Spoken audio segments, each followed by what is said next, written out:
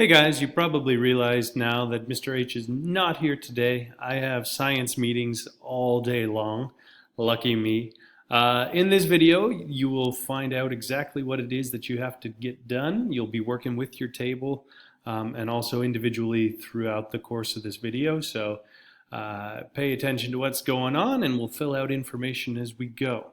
Couple of announcements before we get started. Announcement number one. Reflections. If you want to write a reflection for your science test that we just got done taking last week, you can do the reflection and try to earn a ticket. That'll be due next class period. Also, if you didn't like the score that you got on the test, you will have a retake opportunity on Thursday of this week after school, room 2221. Right after school, just come on up and you can try retaking it. If you want to come and ask me questions before that time, I'd strongly suggest it. If you have no idea what you did wrong on those questions, come and see me. Anyway, looking at the do now, there are 3 questions. I'd like you to answer all 3 of them. You can pause the video momentarily and we'll go over the answers after that. All right, so the three do now questions. What feature would you find at an oceanic divergent boundary? That should be a ridge underwater. Number 2, what are the plate boundary types would you have the most earthquakes and volcanoes? I'm thinking that's probably going to be a subduction zone, so convergent plate boundary between oceanic and continental. That would be my best guess. Number 3, this was something we haven't really talked about, but I was just curious to see how you were able to think through the question. Talking about pressure, if all of a sudden you were to erupt every single volcano on the planet, what would happen to the pressure in the mantle? The good way to think about this might be like if you had a pressurized soda container and all of a sudden you opened it and all of the soda pop was able to release, the pressure inside would eventually drop. So maybe you put something like that. As far as the documents today, you do need your study guide. Sorry, not the study guide. That should say your geology outline. Pardon me. You also will need the rock flow chart, both of which you can find in Classroom. So in Classroom, you're going to need this rock flow chart. Clickety on that. I'll explain the links later on. And you also are going to need the geology outline. The section we're going through today is the rock cycle, so jump on down there and we'll get right into it in just a second. So, yep, reflection, retest, we talked about both of those, great. By the end of today, you should be able to describe a little bit how sedimentary rocks form. You should be also able to explain how igneous rocks and metamorphic rocks form as well. There are a couple of vocab words. There's rock. I think there's one on there that we didn't include, which was a mineral. It is in the outline, and we will go through it very quickly. And then those other 3, metamorphic, igneous, sedimentary. Starting off as always, 3 something cools. There's a cruise line ship that's making a replica of the Titanic, the large passenger vessel that ended up sinking in the early 1900s.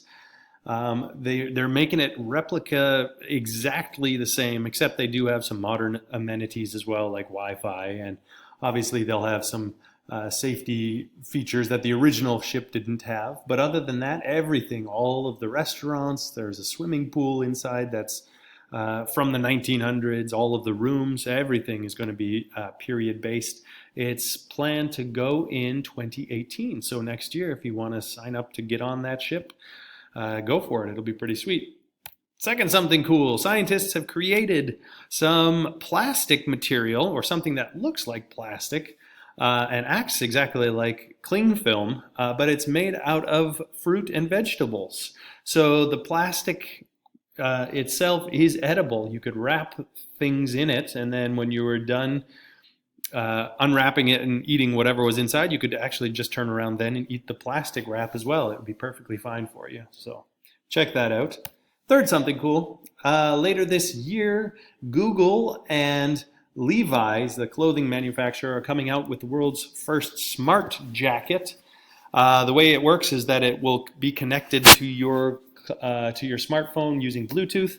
And basically you can move your fingers anywhere on the sleeves or in different locations on the jacket in different ways to activate certain features on your phone, like answering phone calls or searching stuff online. There's ways that you can control everything on your smartphone using this jacket itself.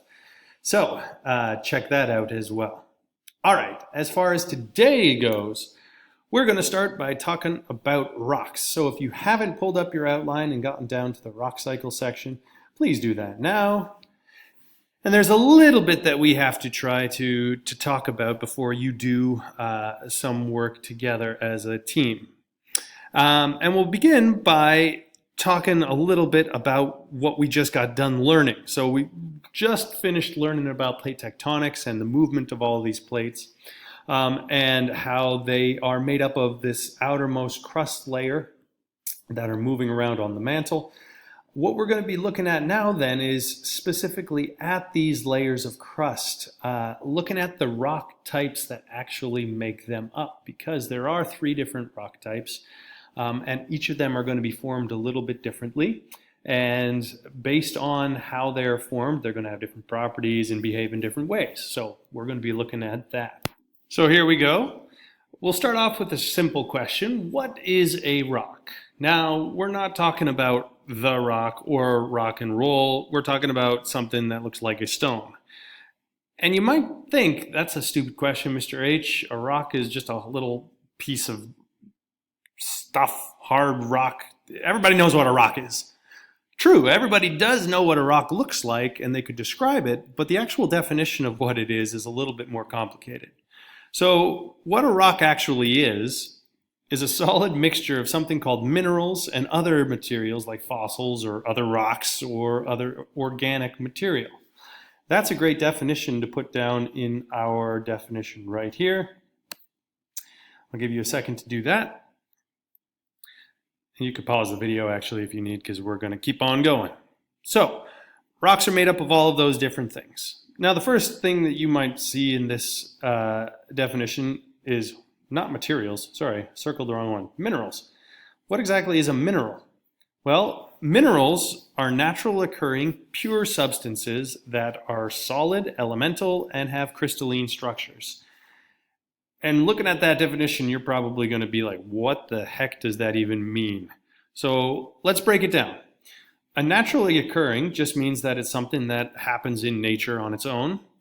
Pure substance, if you remember back from chemistry, all a pure substance was a substance whose molecules or atoms were all exactly the same. So if you had 2 hydrogens and 1 oxygen bound together, you'd have 2 hydrogens, 1 oxygen, 2 hydrogen, 1 oxygen, 2 hydrogen, 1 oxygen. All of them would be exactly the same, making up that substance. So a mineral is made up of all of its atoms or molecules are exactly the same as each other. It's a solid, has to be a solid. It's elemental, meaning it's made up of elements, and it has a crystalline structure. Now, crystalline, all that means is that it basically forms crystals, and those will come into play later on once we talk about igneous and metamorphic rocks a little bit more. So that's a great definition to write down in minerals right here. And moving on. So now that we know what a rock is, and we've got a definition of minerals, we need to understand that there are 3 main types of rocks out there. And you've probably heard of them. It's not much of a guessing game here. You've got something called igneous, metamorphic, and sedimentary. So those probably are words that you've heard. But what you might not know is where those words actually come from. The first that we'll talk about is sedimentary. Sedimentary are rocks that are created by small pieces of sediment. And sediment is just either small rocks or crystals that have been glued together. So sedimentary, easy enough. Igneous. You may have seen words in the English language that starts with ing, something like ignition or ignite. Now, IGN, all that means, I believe it's a Greek word that's basically means fire. So igneous is of fire. And that will give you a hint as to where they're formed. And the last is something called metamorphic. Now this one, it's a big word, but if you make sense out of what it's made up of, it makes a lot more sense as well. So to morph means to change shape, to change somehow. And meta means self. So self change. Doesn't seem to make a lot of sense at the moment, but it will once we get into the actual description of it. It's a rock. It doesn't really change into something new or different, but it does morph. It does change what it looks like or how it behaves a little bit. So metamorphic, self-change, sedimentary is sediment, rock, and igneous is fire.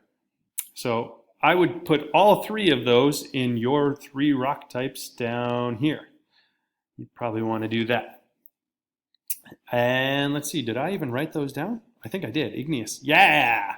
Tells you forming magma or lava when it forms. So whenever that mantle comes up to the surface, it's going to form an igneous rock. Metamorphic forms from other rocks that are changed by heat and pressure, and then sedimentary forming from pieces of rock that are pressed and cemented together. All of those we'll go over in more detail in a little bit. And if you want to take the moment and pause the video so you can write those down, it's a great idea to put into your document. You can double click on that drawing and add a text box. I think there actually may be a text. Oh, there is. So you could just write your own definition in there. So go for that, and then we'll see you back in just a minute. Cool. Now that you're back, the things that you are going to be doing today. At this point, we have talked about, I believe, rocks and minerals. Yes, we have. We've gone over the three different types of rocks. And before we get into too much detail about each of the igneous, metamorphic, and sedimentary, we are going to just do a basic overview, filling out a rock flow chart. And I believe that's the one that is in Classroom. That's the one that's in Classroom. And what you can see on this flow chart is that there's a number of different spaces that you're going to be writing in information based on igneous, metamorphic, and sedimentary video links, which are also posted in Classroom. Under the rocks section, when you click on that, there'll be 3 different videos, and you can use that information then to fill out this rock flow chart. Now, a couple of things to note. You can work with your tables to do this. You should, in fact. One person will have their computer with the screen up, looking at the different videos. Everybody else should still have their computer, but they can be filling in the information as they go along. If you want to spread out around the classroom, you can do that, but you do have to keep the volume low so that everybody else isn't going to be disturbed by your particular video. I'd suggest pausing the videos at different points when you have information to put in so that you can add the information as you go. A couple of quick things to note. The first is this flowchart isn't going to be exactly the same as the one that you would have in the video links. It'll be pretty close. But what you do have to do is fill out this flowchart. These would be the 2 types of igneous rocks. The white boxes are going to be for descriptions, and then the EX will be for examples. Same thing with metamorphic, the 2 types of metamorphic rocks, how they're formed, and some examples. The one that's going to be really different than the video is the sedimentary portion, because I've given you all of the important vocab words. In fact, I would just have you define what those vocab words with your table here, and then give me some examples. If you and your table get done filling out that entire flowchart, the second thing that I would like you to do is start taking a look at some of these rock cycle videos here. There's, I think, 3 of them, and they just give you a very brief overview about the rock cycle itself, giving us a little bit more information about the igneous, metamorphic, and sedimentary.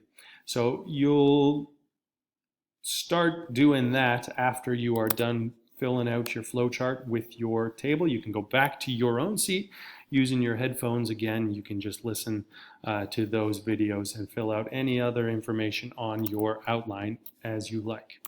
If you do have questions, feel free to email Mr. H, and I will try to get back to you as quickly as I can. I'll try to check my email throughout my meetings, but we'll see if I'm allowed to. I'm not sure.